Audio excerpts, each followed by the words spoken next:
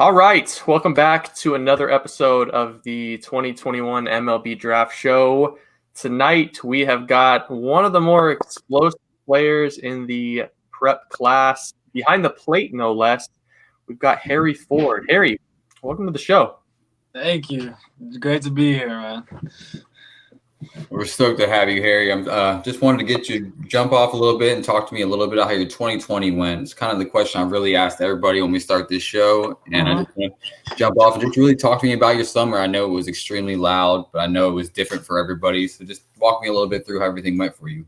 Yeah, I mean, summer was great. It was one of the longest summers I've had. I mean, normally, like the last summers I've had, it's like you play over the weekend, like, and then you just wait a whole week or then every 2 weeks or something. But this year it was like every single day, 2 games a day. I think it was mainly because of Corona, and they wanted to just get as many games in as possible as fast as they could, because they didn't know if like it would get shut down or anything. But no, it was amazing. I really proved to myself that like I think that I belong here, and I came in not really expecting, definitely not expecting what I did in the summer I had, but just expecting because I just started working out during quarantine. I mean, that's when I really started pushing it, and so I was expecting like a little more power, a couple home runs and everything. But I really just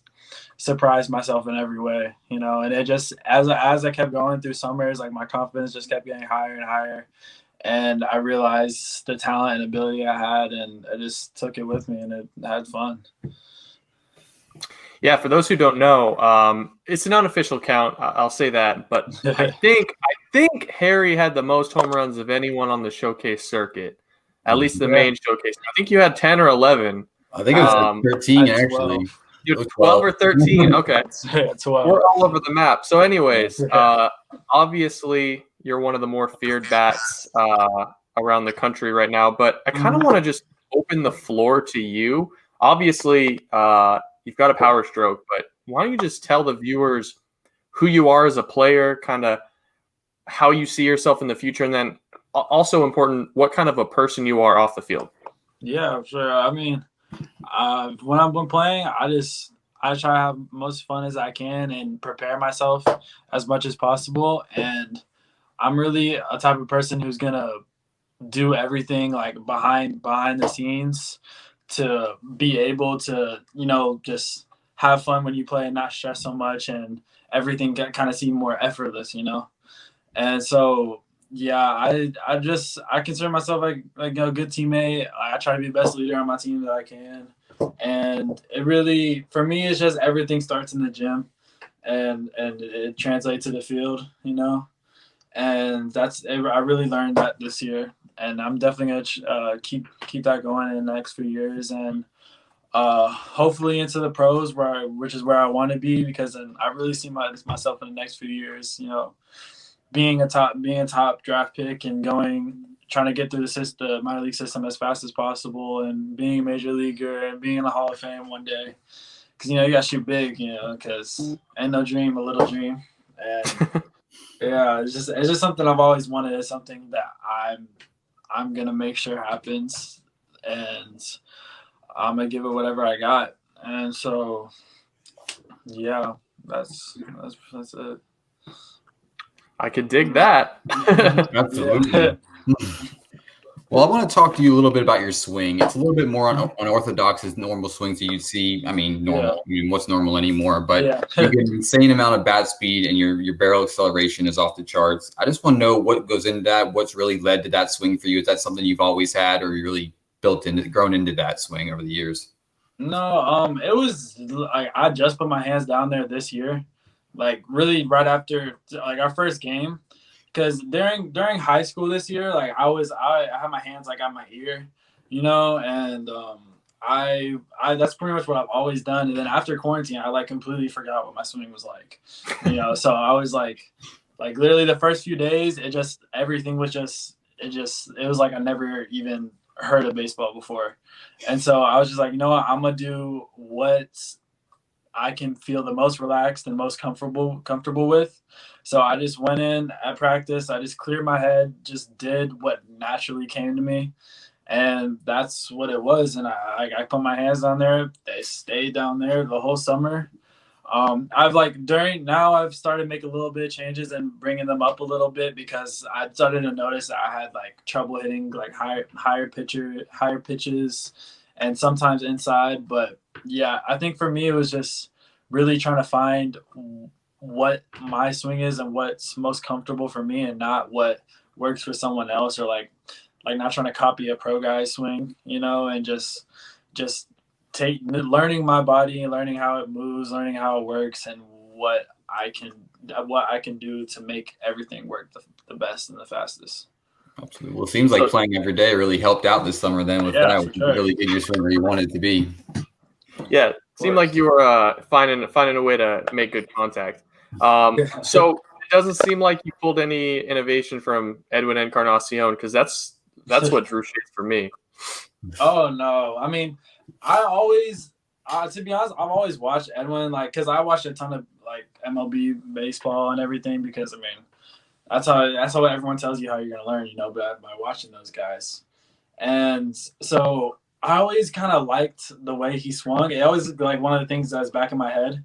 Him and Marcell Ozuna, both of them just kind of hands. I can see that. Yeah, they just kind of stuck in my head. And so because I remember when Edwin, when he hit that walk-off home run against the Orioles, I remember watching that on the couch. I'm just like, wow, and the crowd was going crazy and everything. It was man, it's amazing. So it wasn't like a direct, I want to swing like that, but it's just kind of one of those back in the mind things, Well, let's talk a little bit about your defense, because I think one thing that really elevated your status this summer was just how athletic you are behind the plate, how twitchy you are and explosive you are out of the crouch. How much do you work on your defense, or are some of those natural, explosive abilities just something that have led to you being a good catcher?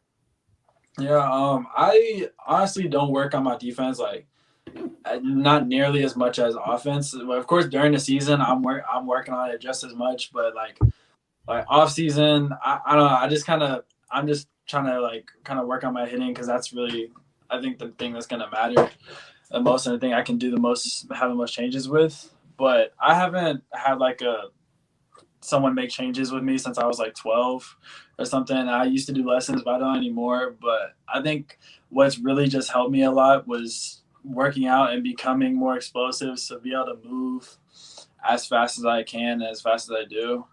And, side to side, and a lot of reaction stuff, and just eyesight. And yeah, I think my athleticism has helped me a ton.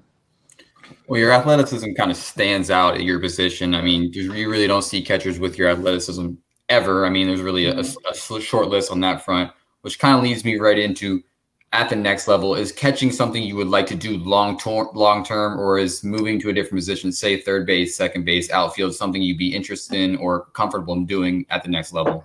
Yeah, I want to be a catcher, because that's always been my thing since I started playing kid pitch, because I just love being into the game every pitch, because I used to be primary outfielder, but that's why I switched, because I just got bored out there, Can't stay locked in. So I want to be a catcher, but if I was facing the opportunity where the only way for me to get to the big leagues was being an outfielder, I would do it. But I definitely want to stick with catching for right now.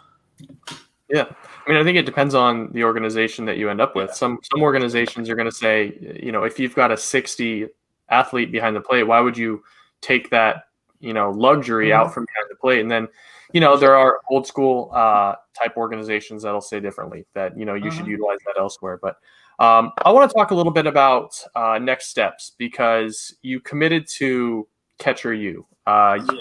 Committed to Georgia Tech. Joey Bart, Matt Wieters, the list is endless. We could go on and on and on. Was that part of what drew you to Georgia Tech? I mean, kind of what's the draw for you? For me, it was I've always loved Georgia Tech, being lived in Atlanta my whole life. And so it has always been a school that I love because like growing up, I always wanted to be an engineer if baseball didn't work out. And then my freshman year of high school, I took an engineering class and realized I hated it so much. And so like I kind of like forgot about it. I was like, maybe Georgia Tech isn't school for me, And then so they offered me my sophomore year, and I was just like so surprised because I had never talked to them. That was my second offer. The one before was Georgia State, and so it was really like. It kind of like brought that feeling back in me that I wanted to be close to home, wanted to stay in Atlanta. And honestly, like before I didn't even know that it was like so amazing with catchers till Coach Ramsey from Tech, he told me, because I remember the first thing he told me, he's like we're offering you from catcher U, and I was like, I didn't even know that, to be honest. So it was just like a plus to committing there. What a nice surprise. Yeah, I know. Exactly where I need to be, For sure. But talking to get back to the summer a little bit, you've caught at probably every major showcase and tournament this summer. You've played with some of the best guys. I want to know if there was a guy that really stood out to you that was difficult to catch. I know there's some guys on the circuit that have extremely filthy stuff, and I just want to know if there was somebody that really kind of caught you off guard catching this summer going against somebody. For catching? Yeah, catching against, yeah. Yeah, I say the one that really caught me off guard was Jackson Jobe. I'll tell you, I've never seen a ball move like that before in my life. His slider is disgusting. Like, literally, I remember I was catching him at East Coast Pro, and he threw a slider for it was a 2-strike pitch, and he threw it. I'm like, oh, shoot, it's going to be right down the middle because it's like 2 strikes, you want to get away. Dude, it bounces from me thinking it's gonna be down the middle. It bounces. I completely missed it. Dude swings it at everything, and he ends up getting the first. And it was just amazed me that he can just make a ball move like that. It's ridiculous. I think that I might be thinking of a different event, but he did something like that to Brady House, where it might have been Brady House, where it was that was at an All-American game. Yeah, it was like a 1-2 slider, and it was 2.5 feet outslide, and Brady just straight sword. He's ridiculous, man. That's pretty ridiculous. For sure. On the other side of that, how about you kind of tore up the circuit, so I don't even know if we should ask this question. But was there a hitter that kind of impressed you and just said, it just sounds different coming off that kid's bat? Yeah, I say the one that really impressed me, I'll give 2. For one, Jordan Lawyer. He's like the obvious because he's amazing and everything. But I remember in an All-American game, he got this hit off at Andy Painter. It was a fastball that was I thought it was gonna hit him, to be honest. And he kept his hands inside completely. He drove it the other way for a double, and I was just like, wow, he can. I just felt like he can hit anything because literally, only times I played with him was both All-American games and an air code, and I just felt like every time it was just fun to watch him, because he can straight hit. And then I say Joshua Baez, his power was it's ridiculous. I didn't realize how much power he had because when we played him in games before, it's you don't always see everything in game because it don't always happen. But I remember when he took BP at the PG All-American game, I was just in awe. He was selling balls over center field, past the second fence, 450 plus. I think he was still 16 years old then too, as well. Yeah. We talked to Josh last week, and dude's an athletic freak, man. Let me tell you. Yeah. He just posted a video of himself doing 10 one-handed push-ups. I saw. Good Lord, buddy. Over here eating Cheetos. Jeez. I know. He's crazy, man. He's got so much power. Yeah. All right. Well, I have one last question for you, Harry, and we have about 6 months till we get to the draft. And I just want to know, what's 1 or 2 things that you're determined on working on or getting better at as we get closer to the draft and for these next couple months? I said just being a consistent player. I know I got all the tools. I can run, I can hit, power, everything, and I just want to be able to show that on a consistent level because I know I can, and I've been working on things to be able to help me do that. and everything. But I just want people to see that I'm not just like a one-time person and not just like a swing or miss or home run or something. I like that I can hit the ball all sides of the field. I can battle it out with no matter who's pitching, and because I know I can. I just want people to see that too. It's a good answer. 5 tools. Yeah. Well, I'm going to leave you with a question to keep you on your feet. We give a different we try to give a different question to everybody that joins the show, but that gets a little tough. But I did think of a good one for you. I did think of a good one. I want to know, of all the guys that you played with at all the showcases this summer, who's the biggest trash talker? Biggest trash talker. Oh, there's a lot of them. Oh, Irv. Oh yeah, Irv Carter. No question. Yeah, we've seen Irv trash talk. Is there a guy that maybe comes in a close second or a distant second even? I say either like Tamar or Khalil. Oh yeah. Yeah, they'll do it. They'll talk to you no matter what. Yeah. Well, hey man, we really appreciate you joining the show. Ian and I are big fans, and shout out to Ian. I will say, Ian, before anybody had Harry at the top of their boards, you saw something in him in May or June. So kudos to you. Kudos to you. Man.